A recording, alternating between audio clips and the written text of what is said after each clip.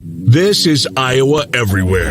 And now, it's time for Two Guys Named Chris, powered by Fairway Meat and Grocery. This is Iowa Everywhere. For the fans. All right, what's going on? Oh, wait, I got to get rid of this picture. There we go. So, real quick, for those of you who are watching via the stream, you're going to notice the production value is greatly decreased today, and we apologize. That's because you're the producer, right? I am the producer while hosting, so that means that I'm just the producer. Because Van Wink took like a 3-week vacation, and then he came back, and it's like professional picture day at work, so he can't. There's something be with us going today. on there. So those of you listening via the podcast, you're not going to notice any difference in the show. We're just not going to have the fancy graphics and stuff like that today for those of you who are watching on the stream. But my name is Chris Williams, joined as always by Chris Hassel, who has been living through Hurricane Ian. So give us the latest, Hassel. I saw we had somebody giving you the option of getting drunk at like the bar of their basement to do the show today. It's somewhere in my county. I don't know where it was, but he's a Two Guys Named Chris listener, and he said he invited me and you to go, and they're having a hurricane party today. And he said it's the only place that he knows of that has Busch Light. But I said I'd only go if you went. But I've been lucky. We're on the Atlantic side, the East Coast side of Florida, in South Florida, down by Fort Lauderdale, and we've been spared. It's the other side of Florida, the Gulf Coast, that's gotten the brunt of it, and it's terrible. It was dicey on Tuesday night that we had tornadoes in town. We had several tornado warnings, and a tornado ripped up a bunch of stuff about 5 miles away from here. Apartment complex took the roof off. That's really one of the few times we get devastating tornadoes or anything close to it is when a hurricane is around. That's the only time we get that kind of weather down here. And we don't have basements. There are no basements in Florida. So there's really nowhere to go. You just go and just hang out. You're just supposed to, they say you're supposed to just put yourself on the lowest floor and put as many walls between you and the outside as possible. That's it. But these houses are built to and all the structures are built to, sustain really powerful hurricanes. So they're built different. Every house is built to cinder block, and they're built totally different than the wood houses that you have in the Midwest that a tornado just shreds them up. Well, glad that you're doing okay. We've been keeping an eye on everything over on the Gulf Coast, and man, it looks pretty bad. nasty It's over bad. there. I want to thank our friends. The only thing that could make just sitting at your house a little bit more sustainable, is just a plate full of Fairway Meat. You just keep teasing me with this box of meat that's on. I'm gonna send a text today about this meat package. I mean, you could really use it now, right? Really. And my wife's out of town this week, so I've been eating. Here's my meals every day. Okay. For lunch, I have a roast beef sandwich, and for dinner, I have to order in DoorDash, Uber Eats, or Chipotle or something like that. That's what I've been eating every single, because I don't cook. I don't go to the grocery store. You don't smoke meat, nothing like that? I'll eat it if somebody else cooks it, but I'm not going to stand out there for 12 hours and smoke meat. Now, if somebody gave me a piece of meat to grill, sure, I'll go throw that on the grill. But I don't go to the grocery store myself. That's my wife does that. Thank God. You're living the life of Riley. I am. Just a sportscaster. But when she's gone, no kids to worry about. It's a disaster. Yeah.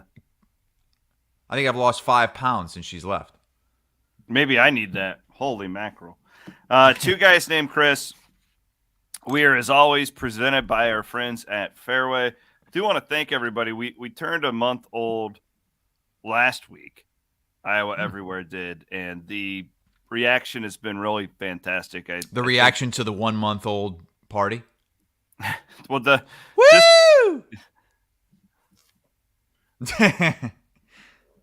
for those of you listening on the podcast, I just squeezed my nipples. No, it's been really good. Like our numbers are higher than I expected they would be a month in, and the reaction's been really positive. So I just wanted to take a minute to thank everybody. And the only way we can do this, being a local company, independent, we don't have a big national conglomerate behind us promoting us, is for you guys to tell your friends and to rate, subscribe, review, and do all that stuff. So thank you. Just wanted to get that out of the way as we've got a big college football weekend ahead of us. Real quick, we did witness history last night with the Aaron Judge deal. Did we, though? What kind of history did? Well, I wanted he tied the Yankee record. I wanted to touch on this because you seem very pessimistic about what happened last night. I just don't get why we're making such a big deal about this. He hit 61. He didn't hit 62. Yeah, so okay. I'm with you there. Like I'm totally with you there. And 62, what's that? The 7th most home runs hit in a season all time? So you're still calling Bonds the home run king? I watched it with my own eyes. We all went through it. We all lived it. We were all kind of duped by it. Sure, we know that all those guys now were on steroids. We didn't at the time. I think it'd be really naive to think that there's no possible way that sort of thing isn't going on these days or something like it. Yeah. I don't know. Fair. I don't know if Aaron Judge is clean. I hope so. It sure seems that way. He's a likable guy. But I think we're making a big deal about this, not me, but at a national level, because he is a star for the New York Yankees, period. That's it. If he was on the Oakland A's or the Texas Rangers or the Minnesota Twins, this would not be covered the way that it is. And people can say it's an American League record. It is, but it's so different now. The American League and the National League are like they're interchangeable. Interleague play, universal DH. It's the same thing. This is where I kind of get confused I'm not a journalist covering Major League Baseball, but like if I were, baseball's kind of screwed this whole thing up. Like what do we even? They still acknowledge Bonds, right? Mm-hmm. It's still in the records book. They didn't wipe it out. So you see where I'm going with this, though, like because there is a faction of the population that will say, well, no, Judge will be because he's the clean one, and we know that these other guys weren't clean, but baseball didn't do anything. They just left it. So. Mm-hmm. It's a difficult thing as far as now. I will say, like, I agree with you. Like last week, there was college football games apparently that ESPN was like cutting that into. Was ridiculous. They were breaking away from Texas Tech, and I can't remember the other game that they were breaking away from to show Aaron Judge maybe tie for the franchise record in home runs. That's where they would never do that if he played for the Twins. Completely agree. This isn't 1997. In 1997, hitting 61 would have been a huge deal, like it was in 1998. But I watched Sammy Sosa hit 63 or more home runs, I think it was, 3 out of 4 years. 3 out of 4 years, he did it in 98, 99, and I think 2001. He had 63 or more home runs in a season. Sure, he was tainted. He was corking his bat. He was on steroids. We didn't know that at the time. I don't want to put myself in a position now to feel like I'm going to be duped again. That's fair. And quite frankly, I don't care that they were juicing. I just don't care. See, I do. That's where I would disagree with you. Like that's where, to me, watching last night, I kind of felt, because I was like you, I was so into it, like everybody was during that time. Mm-hmm. It was one of the biggest sporting spectacles of our lifetimes, watching these guys chase number 62, that revered number. And I got like nuts. Like I read all these books about it. Like I became obsessed with like the steroid era for about a 2-year span. Like I couldn't get enough of it. So like there's a part of me where I feel like I'm watching it and I'm like, okay, this is like the actual real deal. But again, like we don't really know any of that. And again, I blame baseball more than anybody because Like if they didn't want Bonds to be the home run king because of all this, they could have wiped out those records or put the asterisk there or done. And you any think of they that. should have? I don't even know if they should have. I'm not even saying that. I'm saying like I can't judge the home run king because of what baseball has decided, right? If baseball would have said, "Hey, man, we botched this as a sport, and we're going to put these asterisks there, and we're going to allow them in the Hall of Fame, right? With the asterisk, and we're going to call it the steroid era and all that stuff," then I think we would have a better argument to be making a huge deal out of this. Does that make sense? Yeah, and another thing I don't get is everybody going nuts last night on the poor fan who missed out on the home run ball, and how he basically dropped generational wealth. Why is that ball going to be worth that much money? Because as soon as he hits 62, that ball is going to be worth a hell of a lot more. Who wants 61 when there's a 62 and then a 63, a 65? He tied the franchise record. He tied the American League record. He didn't break it. Hard to argue that. All right, that's enough baseball. It is. It is enough baseball. But I think I can do that. As you could tell, I'm a little bit fired up about it. You're a Cubs fan, right? Isn't that like your team? I am, but baseball has. I can't watch. I seriously can't watch it anymore. It's just too boring for me. I can only watch the Braves, and I'm a pretty passionate Braves fan, but I even the Mets right there in a chase with the Mets right now. Like I can't sit and just turn on the Mets game and watch it. I used to watch every single Cubs game. I like to do the MLB. I like to do the audio. That's what I do, and I'll turn it on, and then it's just kind of on in the background. Anyways, let's start with Iowa. You guys are getting the big noon game. Top 5 Michigan team comes to town. The Hawks it's now around an 11-point dog. It just kind of depends. Anywhere from 10 to 11. I'm seeing it more at 11. More money going in on Michigan right now. I have a lot of statistics that I've kind of dug up today because I think that Iowa and Iowa State are both playing fascinating opponents this week. Michigan right now, Hassel, I just want to start right here. They're averaging 7.4 yards per play on the season compared to Iowa giving up 3.7. Okay, big discrepancy there. Now listen to this.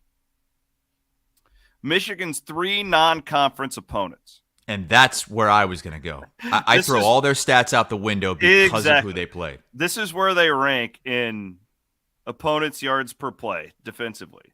131, that's Hawaii, dead last.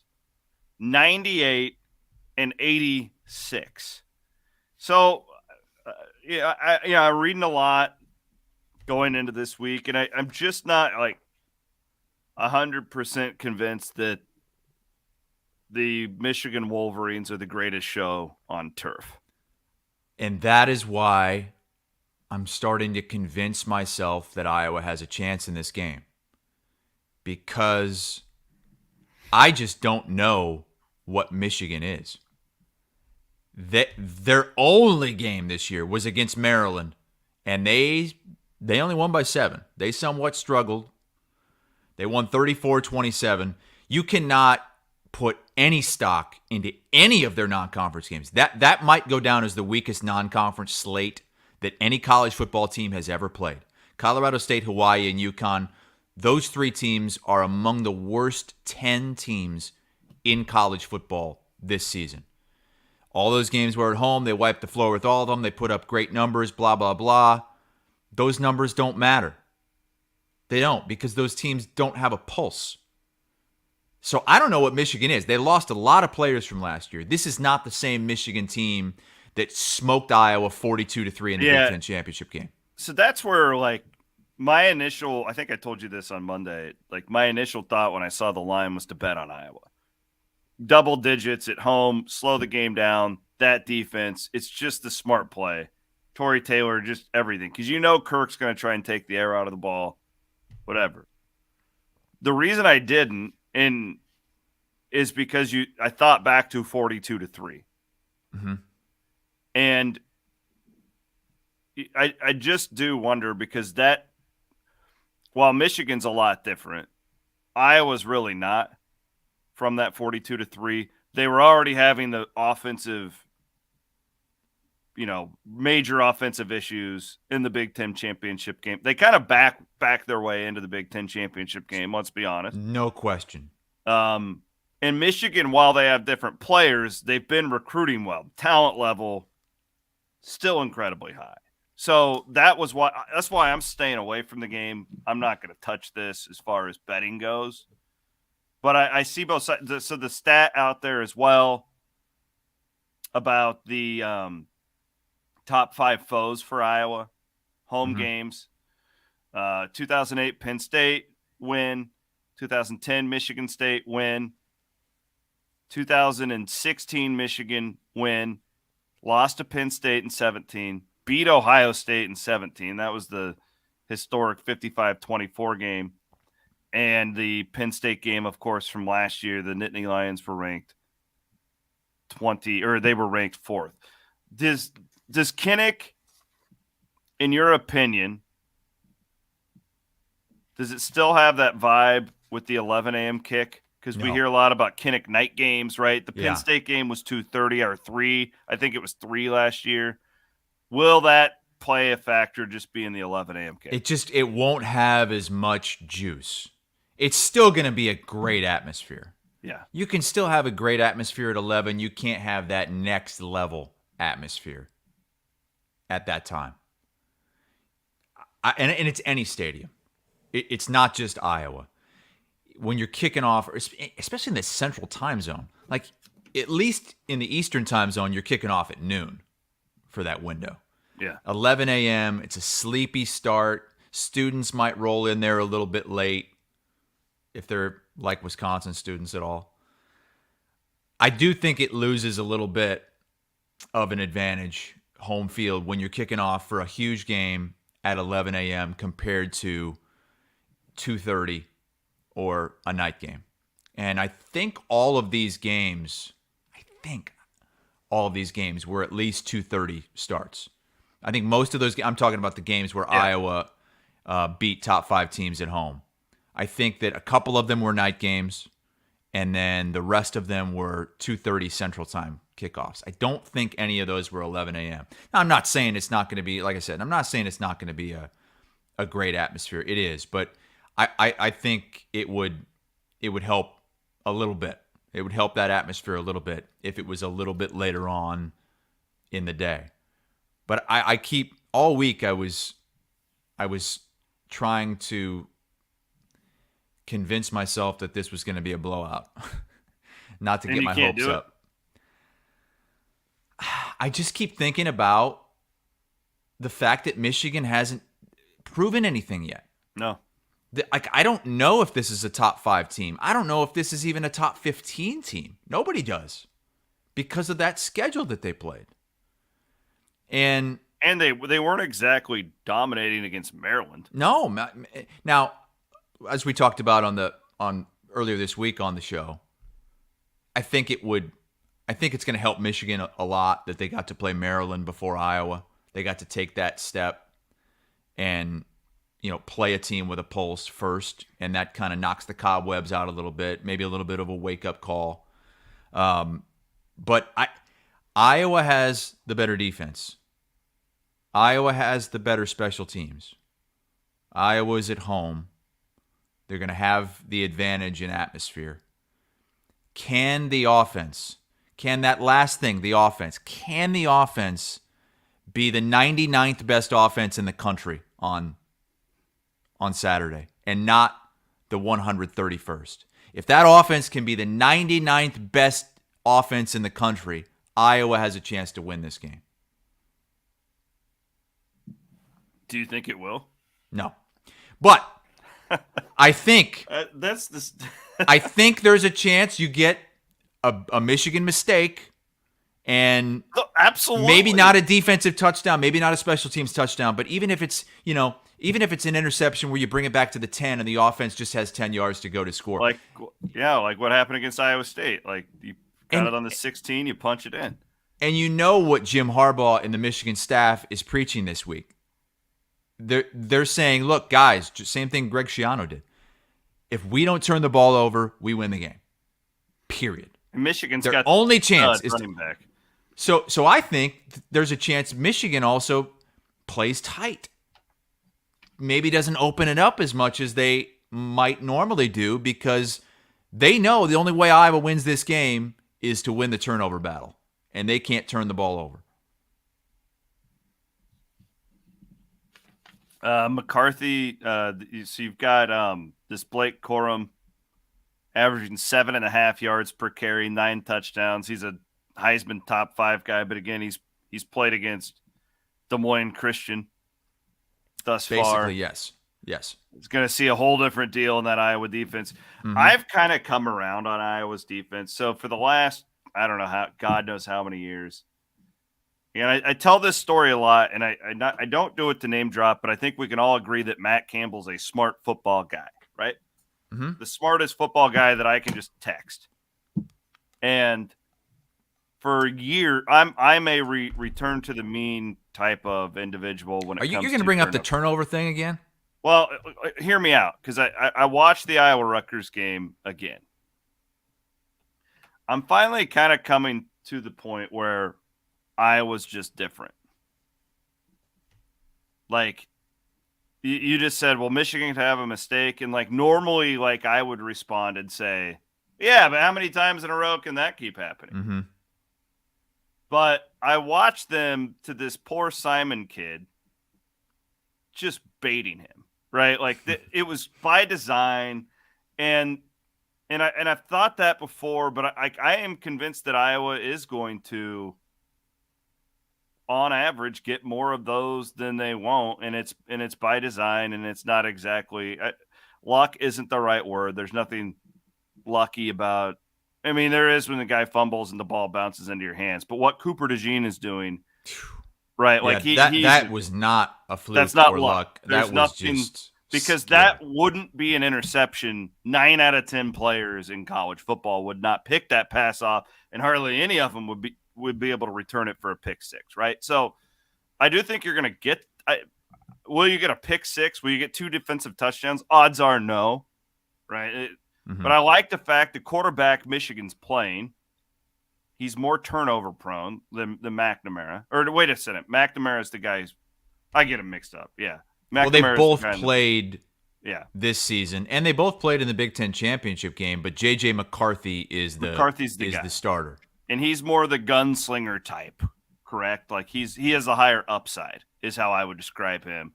McNamara is more, if you want to play it safe. Is that correct? I will say this, McCarthy hasn't thrown an interception this season. Again, they haven't really played anybody other than Maryland, but I'm reading the Michigan dirt sheets. That's what the insiders tell me. Yeah. Maybe he's throwing those picks in practice. Maybe Spencer Petras is a hell of a lot better practice player than this McCarthy. Having said all that, and I'm doing the same thing as you, like trying to warp my mind around this game, I still think I would play Michigan if I had to. You would give the points? Yeah. If I had to. I just, like, Iowa's offense hasn't done really anything against anybody. Like, they were awful on third down last week. The running game got going a little bit. And they haven't done anything against Michigan the last 2 meetings. They've gone 2 straight games with Michigan without scoring a touchdown. Like, couldn't you see that Michigan just winning this by, like, 14? You know, and I've seen that a lot. It feels like either it's going to be a really close game down to the wire and Iowa has a chance, or Michigan wins by 20. That's kind of how I feel, too, yeah. I don't know. I wouldn't bet on this game. This isn't a gambling podcast, but I would not touch this game.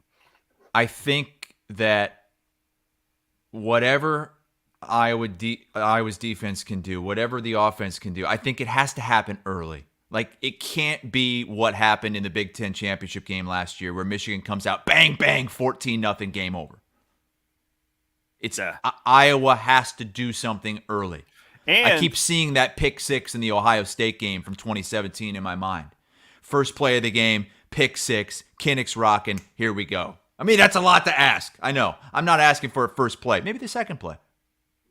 And don't you think too, just the vibe in general? Like, I mean, I'm not trying to be a jerk here.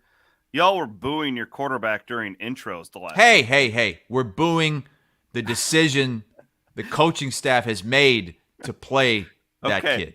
But my point being, if the offense goes out there and stutters the first, there'll be boos, right, and then you get that negative energy. So I'm just piggybacking your point.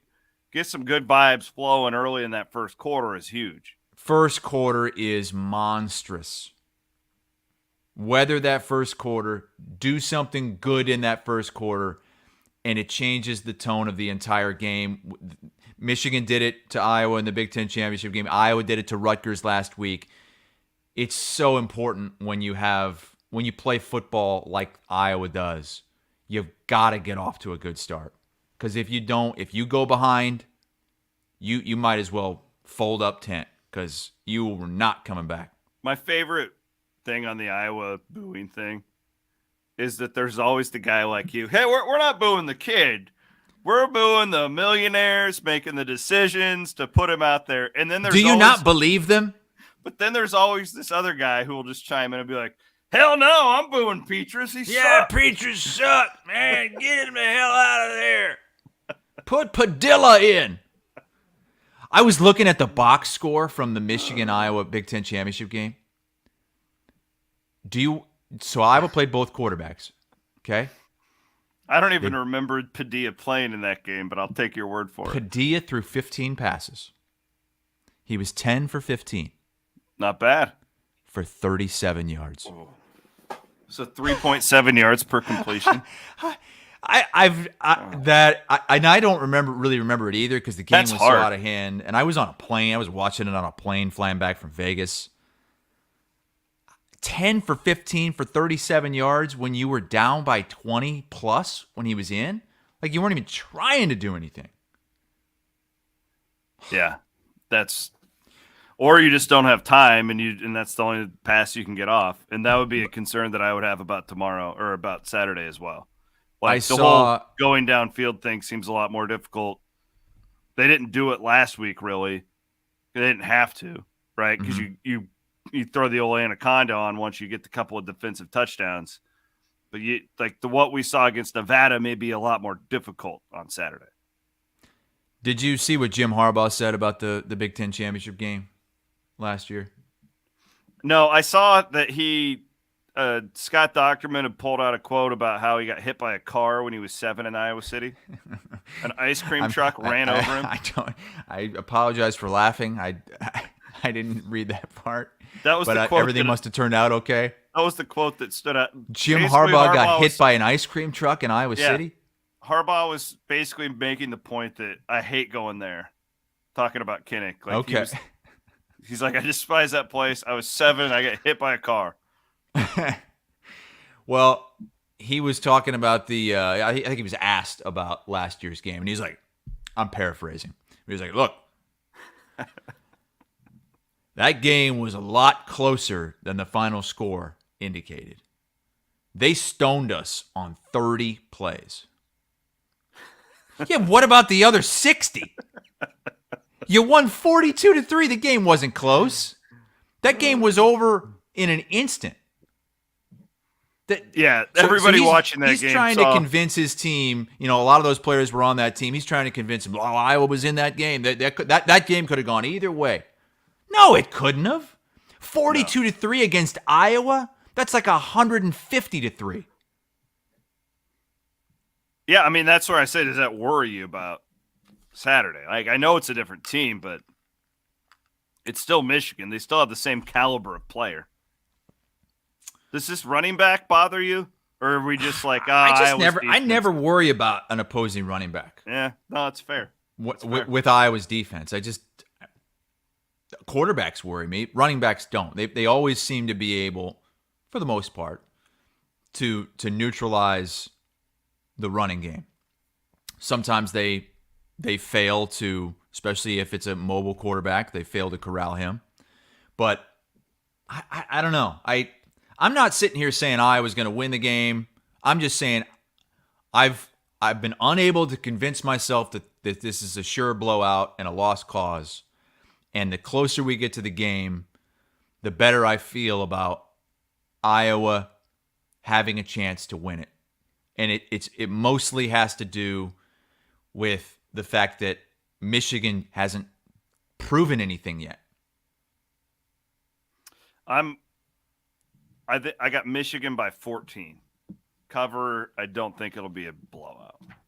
That's where I'll settle on this one. I don't even. If I had to guess, all right. I didn't even think about this until now, like what my predicted outcome would be. I think this is going to be a dogfight until the end. Okay. So you got Iowa covering the 10. I have Iowa covering the 10. I don't think they win, but I think this is going to be a good game. I think because Iowa I don't think covers, Michigan is. win. I don't think Michigan's the fourth best team in the country. Period. Neither do That's I. it. They're maybe top 20 in my mind. Yeah. I think if Iowa covers, they win. Really? Yeah, because if they can suck Michigan into that style, there's not a lot of teams that will beat Iowa in that.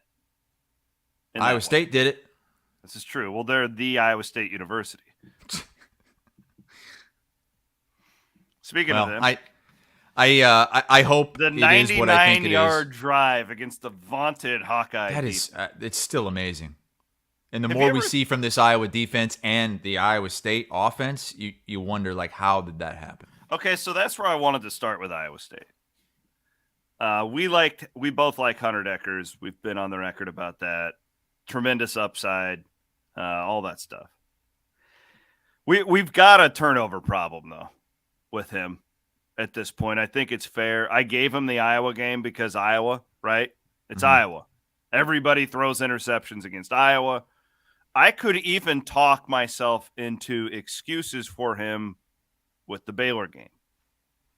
What you can't deny is when you look at the season statistics and you see 5 interceptions through 4 games, you just can't deny it. And so, like, you go into this Kansas game where all of a sudden Kansas is like not the shit team that everybody has come to expect over the last decade. And I do think that we have to talk about Deckers and decision making at this point. That was a thing going into the year where you go, well, you're probably gonna have more upside. You could throw it downfield more, but you wondered about consistency as far as decision making because that's where Purdy was usually pretty good. Brock would have those moments where he just lose his mind, right? And they'd be the highlight thing. But for the most part, Brock was a pretty good decision maker. And I think you have to start right there. Now we'll get to slowing down Jalen Daniels and his stats on the year, but Hassel, they gotta get Deckers right as far as that goes. He can't throw 5-6 more interceptions this year, and Iowa State have any sort of a season that we thought that we were hoping they could have. And for this game in particular, he can't turn it over. I mean, Kansas's defense, that's where you get him. You know, Iowa State needs to score a bunch of points to win this game. You can't be giving the ball away and giving the ball back to Kansas's offense in this game and think you're going to win it. I think you have to play clean football. You have to score on almost every drive because there's no excuse. Kansas has been a much better football team this year. They've got some good wins, but their defense isn't good. No, it's actually quite bad. Surprisingly bad for being 4-0. So again, here we go. Fun with numbers. And for our listeners, there's a million different ways you can go as far as statistics. I like to use yards per play with the defense, and it's not perfect, especially when you only have a 3 to 4 game sample. But Kansas's defense giving up 6.3 yards per play, 109th nationally, and they're 4-0. Now the offense. Now listen to this. A little bit Michigan-like. Okay. So Kansas has had a top 5 offense all season long. I'm not counting the FCS team that they played earlier in the year. Okay, their non-FCS opponents are ranked 70th, 69th, and 72nd in opponent yards per play. So that, right, it's a Dana Holgorsen defense. They always suck. West Virginia, worst defense in the Big 12, and Duke. Duke's probably the best defense of those three. That's at least what their head coach hangs his hat on. And Jalen Daniels in that time, if our Heisman system wasn't so broken, he would be the front runner to win the Heisman at this point in time based off of what he has done. 71%, 11 touchdowns, 1 interception, 320 rushing yards, and 4 rushing touchdowns. So, like, he's been phenomenal, but I also think from Kansas' standpoint, man, they take a huge step up as far as defense goes, going up against the top 10 Iowa State defense this week. Oh, yeah. And Iowa State and Haycock, this is the time to step up. I mean, you got to do it now because I'm looking big picture now. You lose this game, the rest of the season's not looking too good. I mean, this is a huge game for Iowa State, for Hunter Deckers, for this defense, for the fan base, because you start 0-2 in conference play. We've talked about it. The Big 12 is a meat grinder this year. Iowa State could lose any one of these games the rest of the way. They could win any one of them, but they could lose any one of these, and it starts looking really bleak for my 10-win prediction because then you have to win out. But, boy, if you win, though. I know. If you win, you start feeling really good. Because, I mean, you're going to be favored next week over Kansas State, I believe. Not by a lot, but by I think it's at home. By it's a night game. Place going to be juiced. Points. Yeah, you're going to be favored in that game. You start 5-1, and you're in a really good spot. I was having a conversation with somebody earlier this week, and I wanted to bring this up to you. I know if you're Iowa State right now, would you rather be 3-1 with the win over Iowa or Baylor? Baylor. See, that's the smart answer. I made the answer, though, like, I can just feel it. I'm around here so much. Campbell had to beat Iowa. I get it. He had to beat Ferentz. You're right, because that would still be hanging over him going into next season. Yeah. And beyond. But quite frankly, it would help them a lot more if that win came against Baylor right now. No doubt. No doubt. You'd be 1-0 in conference play, and you'd have a win over a ranked team. Iowa's not ranked. But it's always that thing that we argue about, like, because Iowa State fans will say, I don't need to beat Iowa. I'd rather beat Kansas. It's a conference win. And Iowa fans will say the same thing. I'd rather beat Northwestern than Iowa State. It's just not true. The games mean so much more. It's just that once you get into conference play, then you want that conference win back. You know, you'd rather trade it for a conference win. No doubt. I think the answer is Iowa this year. Like, this one, because the pressure was mounting. Like, that was the one thing Campbell hadn't checked off. That was my answer. Granted, it was me in a group, and I think I was the only one who said that. But again, like, I'm just around it so much. Mm-hmm. Like, I can tell you, you guys can say whatever you want. You were happier after the Iowa win than you would have been after the Baylor yes. win. And I think that once you get through the season and you look back on the season, I think you would say that. You would say the Iowa win is more important. And once you get ready to start next season. But right now, when you're at the bottom of the Big 12 at 0-1, it feels like you'd rather have that Baylor win. I'm going to go out on a limb here. And I don't like to do this too often because of, like you said, getting my hopes up and whatnot. I love the spot this week for Iowa State. I think that, I mean, if you go nationally, nobody's picking Iowa State to win. No, and they're the favorite.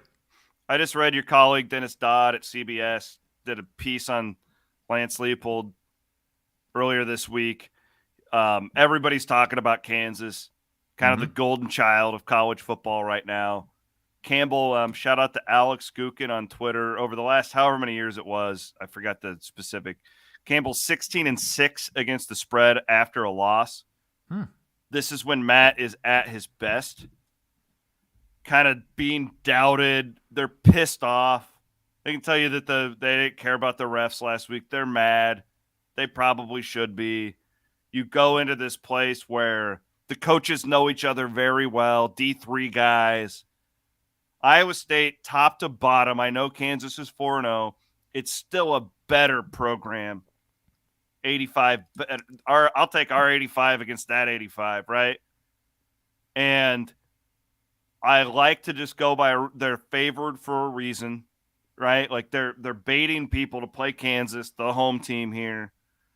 I think Iowa State will get this done by a couple of scores. I'm letting the you're the first person I've heard say that. Letting the Nuggets hang today, baby.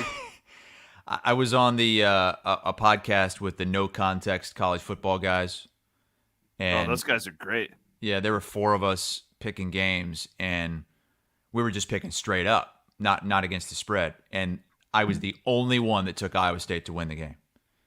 It's like people don't even care that Iowa State is giving, what is it, 3 points in this game? Yeah. And I feel like I'm the only one who thinks Iowa State's going to win, but at the same time, I thought Iowa State was going to win last week. And I'm still mad at myself on the Baylor thing because I think Baylor is going to destroy Oklahoma State this week, and wow. Yeah, you heard that. I'm full of brash takes. Oklahoma State's kind of like Michigan, like they haven't proven anything yet. No. They're a top 10 team. We don't know anything about this season. We don't know anything about that. I also, one of the reasons I'm taking Iowa State this week, I'm not going to say they're going to win by 2 touchdowns like you did, but I think they'll win. I said 2 scores. Oh, so they could win by 9? They could win by 10 or 9. Okay. Don't push me into that corner. I think it's a kind of a letdown spot for Kansas. And it's weird to say that coming off a game against Duke. But all that hype going into the Duke game and the sellout at the stadium and, game day should come and, wow, this is amazing. We got 2 basketball schools undefeated. We're undefeated. They win the game. Okay? Now what? Now it's the next week. Now there's a team coming off a loss, and now you're not selling out your stadium. I think there'll be a really good crowd, but it's not going to be like it was last week against Duke. That was like the quote-unquote Super Bowl for Kansas last week. Duke was, yes. And I think this has a chance to be a little bit of a letdown spot. And you know what else, Chris? What was the final score last year between Iowa State and Kansas? It was like 57 to, it was bad, 51 I think to it was 7. I think it was 59 to 6, yeah, it was 59 to 7. It was a blowout. That's all I know. Are they going to make up that many points in 1 year? I know they're different. I know they have a different quarterback. It's amazing that after that game last year, we're even sitting here talking about Kansas with a chance to win the game. Iowa State won by 50 plus last year. It's amazing. I also think too, and then we'll move on to our games of the week and do a little else. That this is the time of year, last week and this week really, when you start conference play, where the teams start to know each other more, right? And now, granted, it's a little bit less. Kansas has like 30 transfers, something like that. So they're totally different. Iowa State's totally different, but where things kind of start to level out just a little bit. And I'll be anxious to see how Kansas is able to do that. Let's do our games of the week, shall we? Let's do it. I'll let you go first. With mine, I tried to stay away from, the marquee games because there are a bunch of ranked games this week, and both the Iowa and the Iowa State games are interesting. Stayed away from those. Stayed away from the ranked games because I'm sure you'll pick one of them. I think there's a interesting game on Friday. I love this game. I feel like we have UTSA on here every week, but UTSA, the Roadrunners, they won the Conference USA last year. They are the overwhelming favorites to win it this year. And what are they doing in conference play here this week? They're going to Middle Tennessee. Middle Tennessee is Miami. Hot. They are hot. I think they've won 3 straight games overall. They beat Miami last week and just Smacked them around. Now they're at home. It's the quote-unquote blackout game. The stands will be half full. But the fans will be into it. This is excited as they've been about Middle Tennessee football in a long time. They're only like a 4-point underdog. I mean, you go back preseason. I already bet on UTSA. Did you? I You go bet back on them on preseason, Tuesday. UTSA probably would have been a 2-touchdown at least favorite in this game. Yeah. But I think that's a fun game on Friday night. Great Also, game. Hey, Friday too, shout out to my Green Wave of Tulane on the road at Houston. That's a great game as well. that's a good matchup. And we also have Washington at UCLA. Yeah, I think that good could be night good. on Friday. Yep. My second game to watch this week, LSU at Auburn. And not because either one of these teams is going to compete. This for one anything raised this my season. eyebrows. I'm like, why is Hassel so into this game? I think it's just fascinating because it's at Auburn and it's the Brian Harsin thing. It's the if the they train wreck, can't look away. This could be it. You know, they're I think they're 2-score dogs in this game. I think LSU's favored by 9 at Auburn. It could get really ugly in that stadium if LSU starts running away with it, and that'll be it for Brian Harsin. He survived because of some boneheaded plays by Missouri at the end of that game last week. But I think that's just kind of a fascinating sickos committee game to watch with Brian Harsin potentially coaching his last game. And then I'm going to the Big 12 for Texas Tech at Kansas State. Both teams coming off huge wins. Couldn't think of bigger wins in conference play. Texas Tech beating their arch rival Texas. Kansas State going into Oklahoma and looking the way they did against the Sooners. And now they play each other, and we'll find out maybe which one of those teams is for real. Yeah, I can't argue. I'm going to have to put a lid on how many Big 12 games I can do this year. Because honestly, if you look at the league, the games are every all week. You're gonna have a handful of great matchups. Yeah, because the teams are so even. So I have Oklahoma State at Baylor number 1 for me. Listen, like Oklahoma State, this is another one that I would bet on Baylor here blindly. They're ranked lower than Oklahoma State, yet they're the favorite from Vegas. Yeah, this is where the ranking system is just so scarred just bad. And flawed. It's just bad. Oklahoma State hasn't done a damn thing this year. Baylor is the defending champions. They were picked to win it this year. They just went into Iowa State and beat the Cyclones. The wrong They team should be is ranked higher. Yeah, the wrong team is ranked higher here. And you have them going in there and nonetheless, just blowing out Oklahoma State, huh? I mean, at least covering. Like, I think it's like a 2 to 3 point. I think that Oklahoma State. I think Baylor will win by double digits. But still, like the hierarchy of the Big 12, I would guess if you would quiz 100 Big 12 fans right now, the majority would have these two ranked 1 and 2. So it's got to be on your list. Now, on the flip side of that, Oklahoma goes to TCU here, where if you talk to people in the Big 12, they've all been saying, don't sleep on TCU. Don't sleep on TCU. A lot of talent down there. Sonny Dykes, right? Like I've talked about it, I think, a little bit on this show, but I think that it was time for Patterson to move on, right? I think that they had just plateaued. It reminded me a lot of McCarney at Iowa State. They were never going to move past that. They had to do something. Oklahoma, you go down there as a 5-point favorite and lose, and you start 0-2 in the Big 12, staring down the barrel of the SEC. I'm not saying fans are going to want to fire Brent Venables, but man, it's just one of those programs. They are not going to put up with it. And Oklahoma season, all of a sudden, you're looking at them like they had hopes for a playoff, and now 8-4. That it would be a really good scenario. So that's interesting. I'm starting to think that the Big 12 won't even sniff the playoff this year. Oh God, no, absolutely not. It's going to be such a meat grinder in conference. There's going to be so many 7-5, 8-4, 6-6, like across the board. Wait until bowl season when the Bulls have to make the selections. Like, oh man, it's going to be a joke. I'm really fascinated by Wake Forest at Florida State. Wake should have won last week, in my opinion, against Clemson. I think that if you're if you're a Wake fan, that one's going to haunt you for years to come. Is Florida State back? If they could win this game, then all of a sudden the ACC looks pretty good, right? Where you've got Florida State. We have NC State at Clemson this week, which is kind of for the top spot in that league right now. If Florida State can win as a slight favorite this week in Tallahassee over Wake Forest, it really stakes their claim, I think, as a contender to win that league. And if you're a contender to win the ACC, albeit I don't think they'll run the table, maybe even a playoff conversation down the road, at the very least, New Year's 6. Things get a lot more interesting in the ACC if Florida State's good.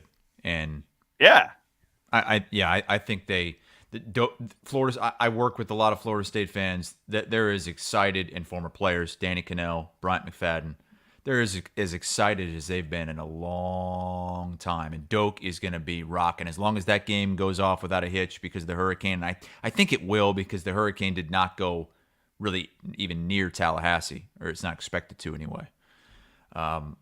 That place is going to be rocking for a top 25 showdown. It's been a while for Florida State.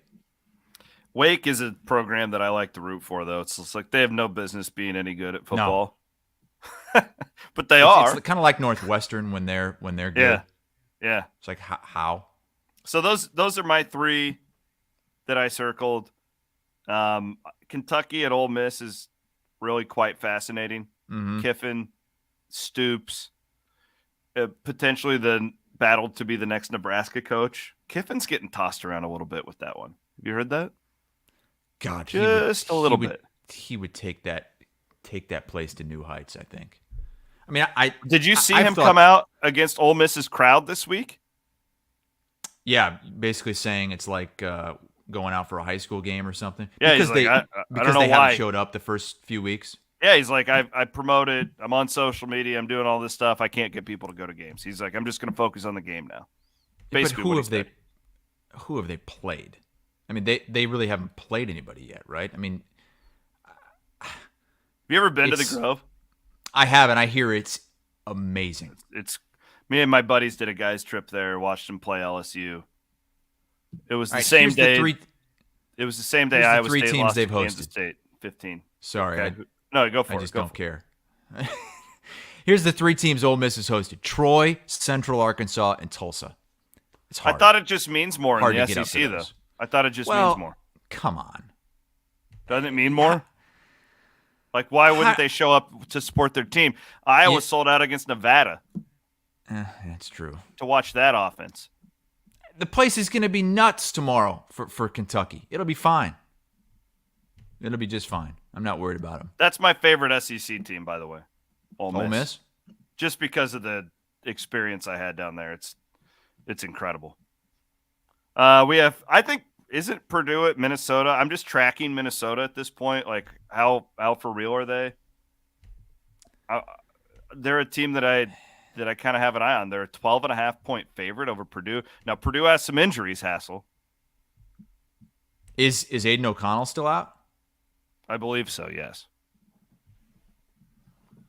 I don't think they have a chance then. Sorry, Ross. My 3 games, Oklahoma State at Baylor, Oklahoma at Ross? TCU. Oh, you're talking about Ross. Hey, Ross Tucker's in the chat? Ross is watching on YouTube. I called my game with Ross Tucker last week. Oh, is this a friend of yours? No, I don't think this is the same Ross Tucker I called the game with. So Oklahoma State, Baylor, Oklahoma, TCU, Wake Forest, Florida State are mine. Bama at Arkansas. I'm sure you've been talking about this all week on HQ. I haven't talked about it that much. I think Really? It's because Arkansas lost, and I mean Alabama's a 3-score favorite. I don't think many people are giving Arkansas a chance in this game.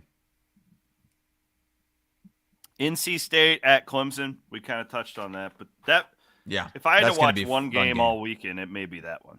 That's gonna be real fun. Last but certainly not least, so I'm watching all this hurricane coverage. So have I. I've been glued to it. Different Ross Tucker. We just found out it's a different Ross Tucker. So Ross Tucker was an NFL lineman. Yeah, he's he like is an now analyst an analyst, Yeah, and I called a game with him last week. But the Ross Tucker in the comments is a different one. Dude, you're a TV guy.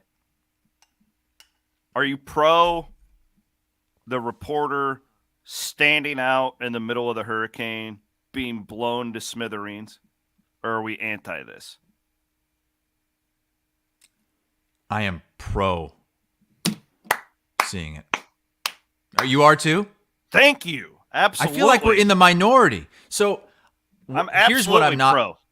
I'm not pro like local TV stations forcing their reporters to go out and do that.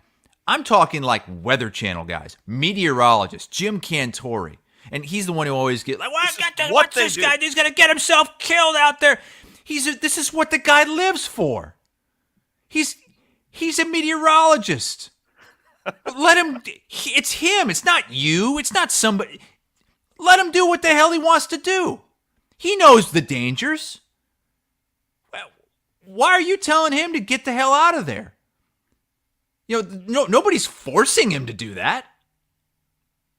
And I think it's great TV. It is great TV. It gives you context. And it's that does more to keep the idiots from going outside, because they're like, holy shit, that guy just got blown down. Like, I don't want that to happen. Right? Like yesterday he was down near Fort Myers, Punta Gorda or something like that. I think he was in. He gets blown over, and then you just see like a little tree come flying down the road, and the tree like hits his leg. He's on the ground. The tree gets caught up in his leg. And he's like, oh God, oh Jesus. Okay, I'm all right. It's great. And people are like, oh, somebody's gonna get killed.